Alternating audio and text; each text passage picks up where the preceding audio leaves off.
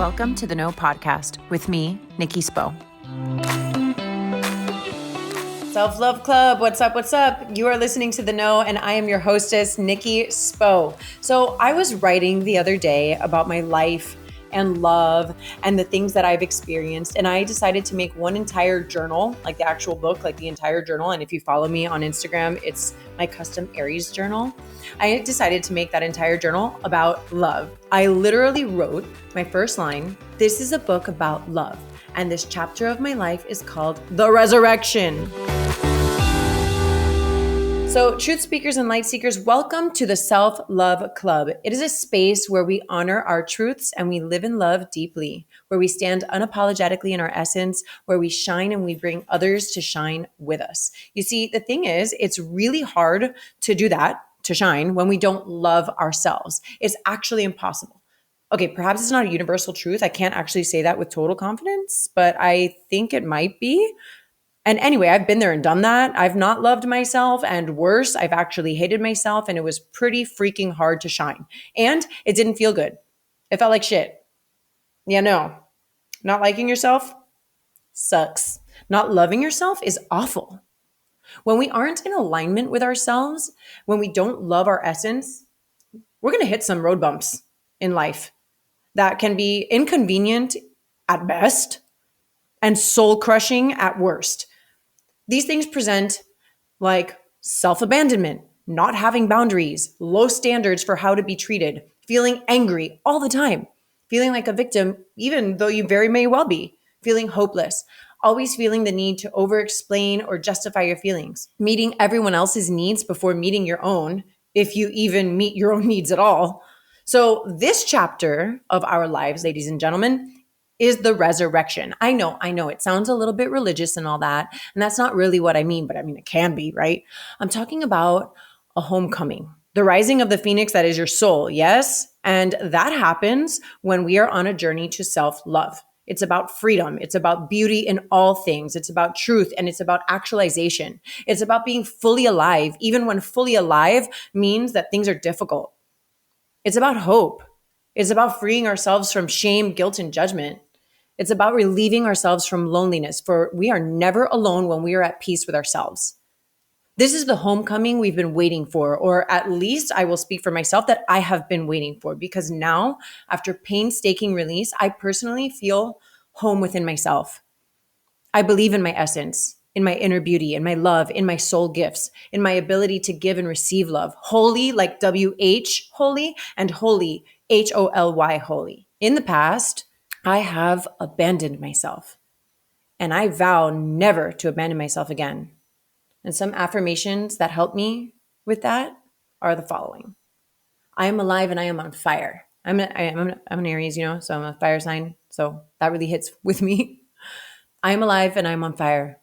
I am an energetic match for that which I love and desire. I am home. I am the purest version of myself. I am alchemy. I create and I shift. I can make beauty out of darkness. I am a wonder-filled, wonderful child of the divine. And as Maya Angelou said, still I rise. Okay. My passionate preach moment is done. And now we got to get down to business, because this stuff doesn't just happen, unfortunately. If it did, I feel like the world would be a much better place, you guys. No, we got to fight for this shit. Self-love. Yeah, it sounds super simple. But I would like to guess that if you're listening to this, then A, you're either my friend and you just love me and you want to support me.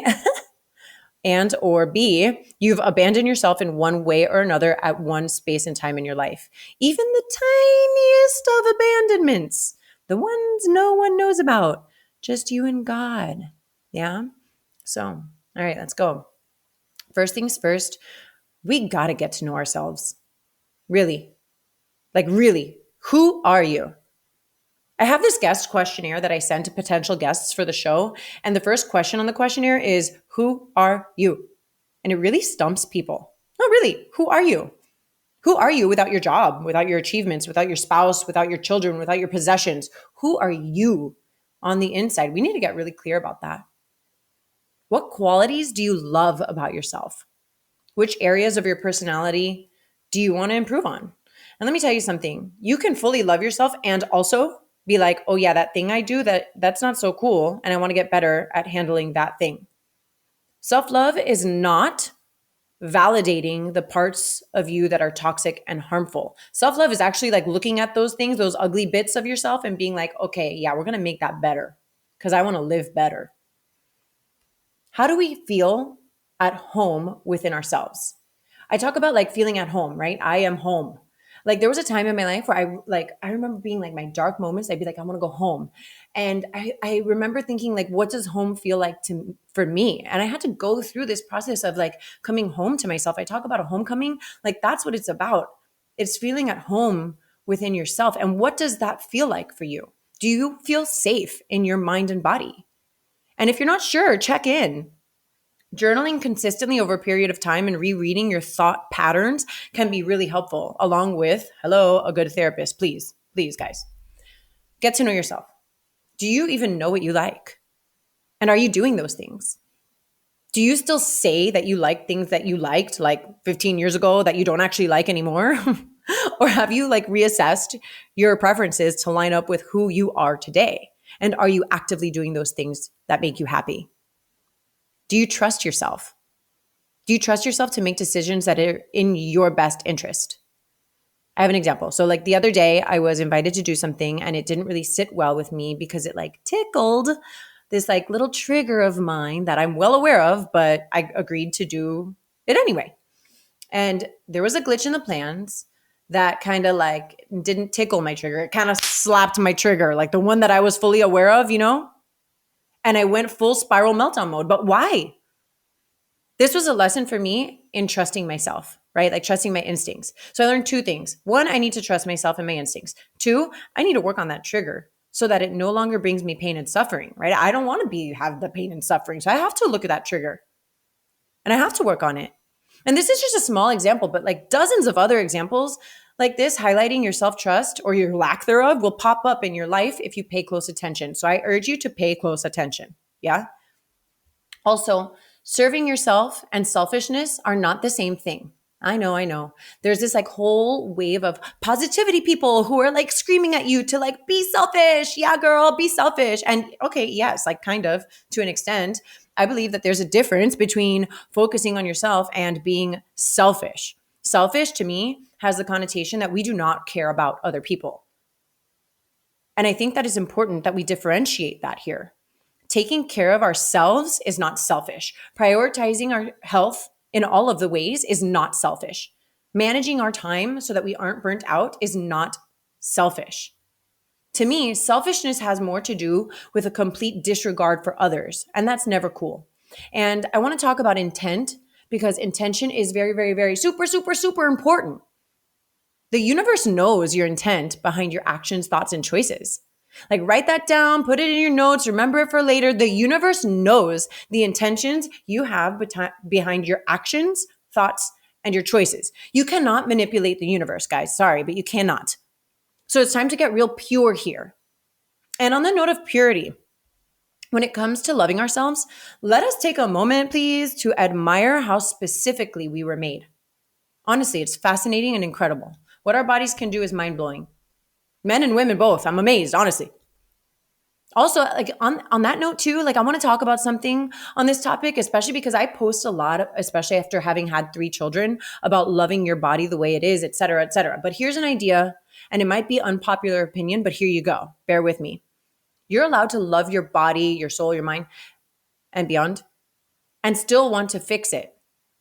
I don't subscribe to the idea that if you truly love yourself, you won't get like Botox or tummy tuck or whatever the heck you want. I don't, whatever. Two things can be true. Again, it's the intent behind the actions that matter. By the way, shameless and free plug over here. Shout out to my injector, Myri at Refresh by Myri, who won't make you look like a psycho cat. You're welcome in advance, everybody, and shout out Myri. Love you. Okay, yeah. Anyway, back to the regularly scheduled program. Finally, I think one of the most sacred acts of self-love that we can have is forgiveness. Let's take a moment there. Like I need a moment for that because like that one's hard for me. And it's really important. Having the ability to forgive ourselves for the shitty things we've done to other people and to ourselves. Forgiving ourselves for the things we did in survival mode. Forgiving ourselves for having low standards. Forgiving ourselves for behaving in ways that did not align with our souls.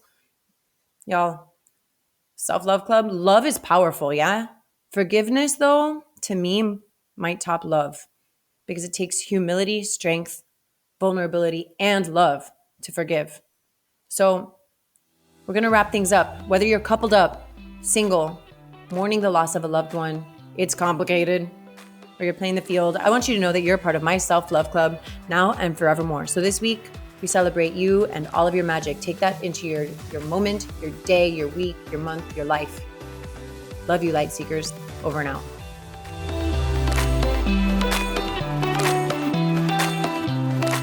Thank you so much for listening to The Know.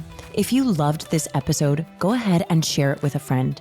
Words are so powerful, and someone may need to hear what we covered today. And if you really loved this episode, please take a moment to rate the show and leave a review. Your comments are so important and valued, and they give other listeners insight on what to expect on The Know. You can connect with me personally via Instagram at Nikki Sap Spo and The Know with Nikki Spo.